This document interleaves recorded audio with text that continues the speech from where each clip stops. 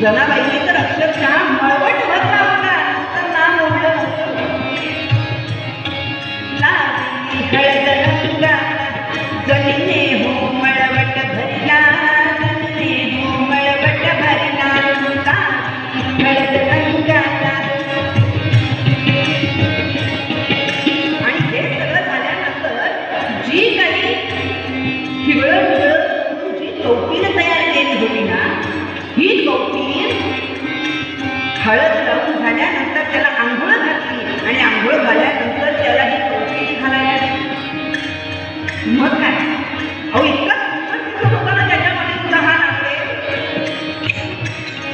बहुती गळयुक्त तो सदरा कौपीनेला, बहुती गळयुक्त तो सदरा कौपीनेला लावली हळद रंगाला जलीने हो मळवट भरला, जलीने हो मळवट भरला हळद रंगाला. आणि हे सगळं जरी खरं असलं त्या ठिगळांचा तो सदरा त्यानं घातला, ती कौपीन त्यानं घातली. पण खरं सांग या नामदेवांना एवढा आनंद झाला होता ठिगळा पण नवीन कपडा असं ना ठिगळा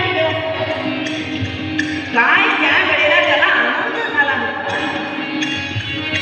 असं म्हटलं जातं ठिगळाचं घातलं, सगळीकडे ठिगळ लावलं आणि असे कपडे घातले की दारिद्र्याचं लक्ष. पण आता जेवढी ठिगळं असती तेवढे श्रीमंत असं म्हणतो.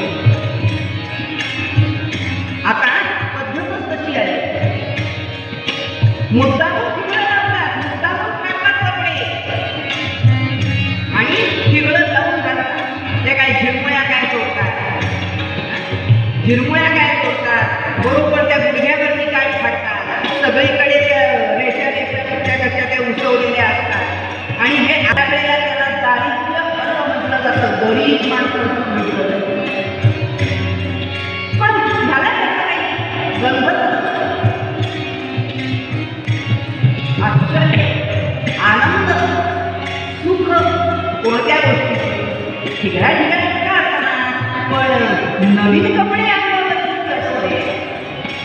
याचा